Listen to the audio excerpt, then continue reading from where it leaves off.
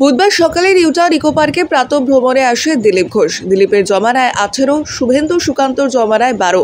Party চলতে থাকে, লড়াই চলতে থাকে, নেতা পাল্টে যায়।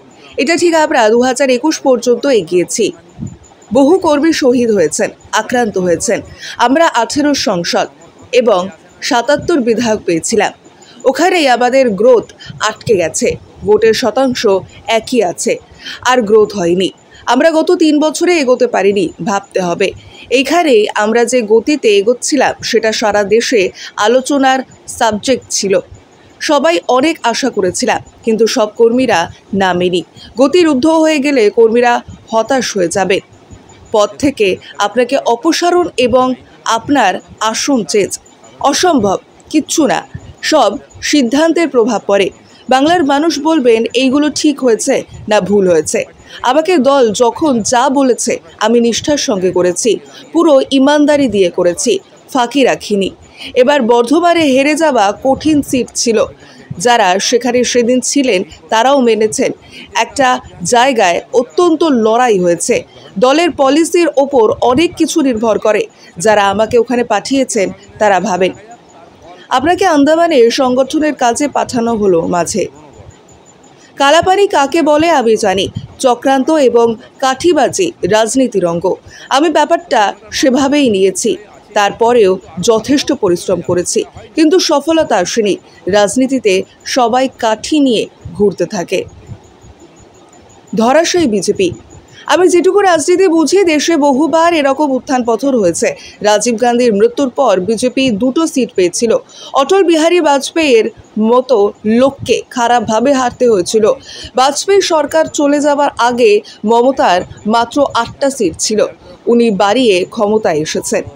আমার কর্মী যারা, তাদের ওই উত্থান পতনকে সঙ্গী করেই এগোতে হবে। ব্যক্তিগত রেষারেষি এবং ভুল পলিসির জন্য এভাবে হাজার হাজার কর্মীর আত্মত্যাগ বিফলে চলে গেছে। পরবর্তীকালে তাদের দলের কাজে লাগানো মুশকিল হয়ে যাবে। মানুষের পার্টির ওপর আস্থা চলে যাবে। কর্মীদের মনোবল এর কি অবস্থা? নেগেটিভ রেজাল্ট হলো মন খারাপ হয়। 2021-এর ভোট পরবর্তী সন্ত্রাসের পর অনেক কর্মী বসে গেছিলেন, কিন্তু পার্টির কথা ভেবে আবার নির্বাচনের আগে ফিরে এসেছিলেন। তারা কাল থেকে অনেক ঘরছাড়া, কারণ তারা আগের অভিজ্ঞতা দেখে ভয় পাচ্ছে। আমাকে দেখে অনেকে বেরিয়েছিল। যদি আমার সেরকম পরিস্থিতি হয় তাহলে আগামী দিনে পার্টি আরও 5 বছর পিছিয়ে যাবে। পার্টির এবার ভাবা উচিত যে কর্মীরা পার্টির জন্য বেরোয় তারা যেন তাদের সংকটে পার্টিকে পাশে পায়। এটাও পার্টিকে দেখতে হবে। রামলালা মন্দির এবং ফৈজাবাদে পার্টির হার। রাম মন্দির আন্দোলন যখন প্রথম শুরু হয় তখন ওখানে সিপিআইএম জিতেছিল।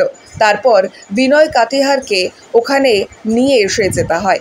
রাম মন্দির নিয়ে এত আন্দোলন এবং মন্দির বানিয়ে দেওয়া, তারপরেও কেন হেরেছি? কারণ তা পৌরাণিক। অযোধ্যার লোক রামকে ছাড়েনি, সীতাকে বনবাসে পাঠিয়েছে। মোদীকে, যোগীকে, ইন্ডিয়া জোটের সক্রিয়তা, নাইডু এবং নীতিশ বাবুর মতো পাল্টিরা যারা আছেন তাদের ওপর ভরসা করা মানেই বেইমানি। বারবার ঠকতে হবে। এরা বিজেপির সাপোর্ট নিয়ে জিতে আসে, তারপর বিজেপি ছেড়ে অন্যের সঙ্গে হাত মেলায়। এটা দল দেখবে। তবে মমতা বন্দ্যোপাধ্যায় কথায় কেউ বিশ্বাস করে না। Flop Sandeshkhali issue. আন্দোলনটা রাজনৈতিক ছিল না, সাধারণ মানুষের আন্দোলন ছিল। পরে এটাকে বিজেপি টেক আপ করেছে। আমরা তাদের ন্যায় দেওয়ার চেষ্টা করেছি। কালো অত্যাচার হয়েছে। এরপর ওই মহিলারা ওখানে আর থাকতে পারবে কিনা জানি না। এই আন্দোলন সারা দেশে নজির গড়েছিল। ওটা আমাদের পুরনো গড়। ঘোরথোর তৃণমূল জামানাতেও আমরা ওখানে ভালো ভোট পেতাম, কিন্তু আরও ভালো রেজাল্ট হবে ভেবেছিলাম, হয়নি। কথা শুনতে এসেছি, কারণ এটা প্রমাণিত হয়ে গেছে। আপনি 18 করেছিলেন, কিন্তু সুকান্ত মজুমদার, শুভেন্দু অধিকারী আপনার টার্গেট ফুলফিল করতে পারেন। দেখুন, পার্টি চলতে থাকে, লড়াই চলতে থাকে, নেতার পরিবর্তন হতেই থাকে, রেজাল্টেরও পরিবর্তন হতেই থাকে। তো এটা ঠিক যে আমরা গত 21 অবধি এগিয়েছি, লড়াই করেছি। বহু কর্মী শহীদ হয়েছেন, ঘরছাড়া হয়েছেন, বাড়ি ভাঙা হয়েছে, পরিবারে অশান্তি হয়েছে পার্টি করার জন্য। প্রায় 250 কর্মীকে বলিদান দিতে হয়েছে। তার পরিণামে আমরা 18 সাংসদ এবং 77 এমএলএ পেয়েছিলাম। কিন্তু যে কোনো কারণে হোক ওইখানে আমাদের গ্রোথটা আটকে গেছে। এবারে নির্বাচনেও ভোটের পার্সেন্টেজ একই আছে, যে 38 ছেড়ে দিয়েছিলাম আমরা 21 সালে, আর ভোট পার্সেন্টেজ 38 এবং সিট যা ছিল 77, আর বর্তমান সাংসদ গুণ করলে 7 দিয়ে প্রায় সেটাই দাঁড়ায়। তো আমরা এগোতে পারিনি এই গত 3-4 বছর, সেটা আজকে ভাবা দরকার আছে কেন দাঁড়িয়ে গেছি এক জায়গায়। যে গতিতে আমরা এগোচ্ছিলাম সারা দেশেতে আলোচনার বিষয় ছিল, কর্মীদের মধ্যে উৎসাহ ছিল, এবারে আশাও করেছিলাম সবাই, কিন্তু আমার মনে হয় কোথাও না কোথাও ফাঁক থেকেছে, লড়াই সেভাবে হয়নি, সব কর্মীরা নামেনি। এটা নিয়ে চিন্তাভাবনা করার দরকার আছে, গতি যেন রুদ্ধ না হয়ে যায়, তাহলে তো কর্মীরা হতাশ হয়ে যাবেন।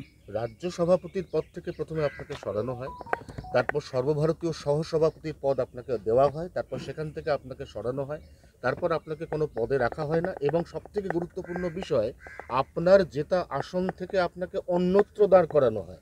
এটার একটা সরাসরি প্রভাব এবারে গতকাল যে ফল গণনা হয়েছে তার উপর পড়েছে, কি বলবেন?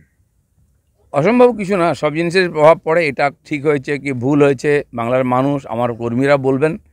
আমাকে পার্টি যখন যে কাজ দিয়েছে আমি সেটা নিষ্ঠার সঙ্গে করেছি। দিলীপ ঘোষের কাজে 1% কখনো ফাঁকা ছিল না, পুরো ইমানদারির সঙ্গে পুরো পরিশ্রম করে আমি কাজ করেছি। আর এবারে যারা বর্ধমানে গেছেন তারাও জানেন সেই যে কঠিন সিট ছিল, হেরে যাওয়া সিট ছিল সেই সময়, আর সেখানে আমি যে লড়াই দিয়েছি মনে হচ্ছে একটা জায়গায় লড়াই হয়েছে। তো আমাদের পরিশ্রমে ফাঁক ছিল না। বাকি নেতৃত্ব, পরিবেশ ইত্যাদি পলিসির উপর নির্ভর করেছে যে কেন রেজাল্ট এরকম হয়েছে, সেটা যারা চিন্তাভাবনা করেছেন, যারা পাঠিয়েছেন তারা ভাববেন। ব্রিটিশ সরকারের আমলে যারা ইস্ট ইন্ডিয়া কোম্পানির বিরুদ্ধাচরণ করতো তাদেরকে আন্দামানে পাঠানো হতো, বলা হতো কালা পানিতে পাঠালাম। আর দিলীপ ঘোষের আমলে দিলীপ ঘোষ পারফরমেন্স করে দেখিয়ে দিয়েছিলেন, তা সত্ত্বেও তাকে আন্দামানে পাঠিয়ে দেওয়া হয়েছে। আন্দামান আগেই ঘুরে এসছে দিলীপ ঘোষ, যেন কালাপানিটা আমি জানি, আর কেউ জানে না। আর রাজনীতিতে এটা অসম্ভব কিছু না, রাজনীতিতে চক্রান্ত কাঠিবাজি এটা রাজনীতির অঙ্গ, আমি সেভাবেই নিয়েছি। আমি পুরো পরিশ্রম করেছি কিন্তু সফলতা আসেনি। তার কাছে বাড়ি। রাজনীতিতে যা হয় সবাই কাঠি নিয়ে ঘুরতে থাকে। 2024 এই যে ধরাশায়ী বিজেপি কার্যত শুধুমাত্র কি সাংগঠনিক নাকি? শুনুন, সারা ভারতবর্ষে আমি গত 30-40 বছর যেটুকু রাজনীতির দিকে লক্ষ্য রেখে বুঝেছি, বহুবার এরকম উত্থান পতন হয়েছে। রাজীব গান্ধী মৃত্যুর পরে বিজেপি ভেবেছিল যে 100টা সিট পাবো, আমরা পেয়েছিল 2টো। অটলজির মতো লোককেও হারতে হয়েছিল খুব খারাপভাবে। তারপরে গত 2004-এতে অটলজি সরকার যখন চলে যায়, এখানে মমতা ব্যানার্জির 8খানা সিট ছিল, উনি একা জিতেছিলেন, তিনি পরে ক্ষমতায় এসেছেন। তো সেই জন্য আমার কর্মী যারা কাজ করতে এসছেন, এই ঘাত প্রতিঘাত উত্থান পতন থেকে আমাদের এগোতে হবে, জিততে হবে।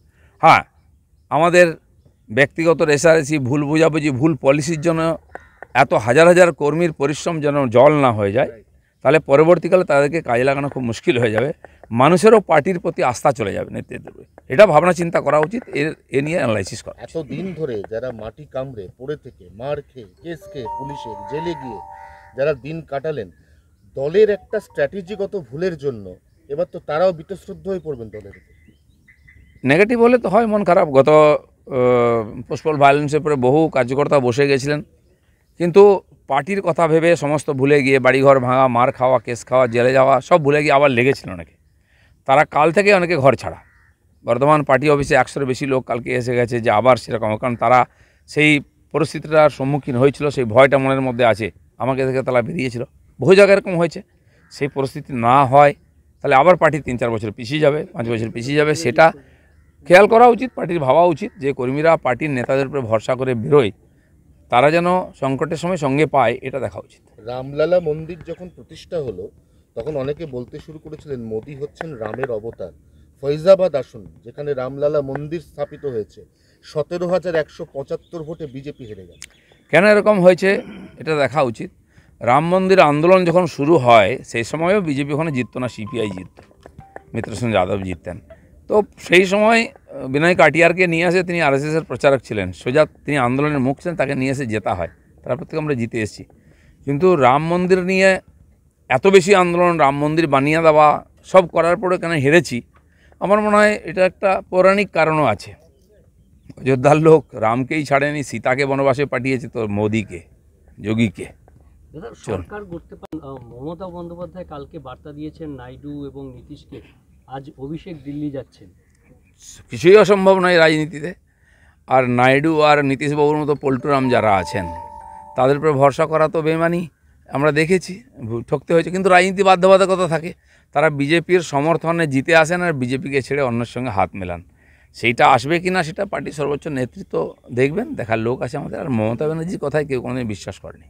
দাদা, সন্দেশখালী নিয়ে এই রাজ্যের প্রচারের মুখ হয়েছিল, ইস্যু হয়েছিল প্রধান, সেই সন্দেশখালীতেও দেখা গেল যে সন্দেশখালীর যে জায়গা সেখানেও হারতে হলো। না না, সন্দেশখালী বিধানসভায় বিজেপি জিতেছে, বসিরহাট লোকসভায় বিজেপি হেরেছে।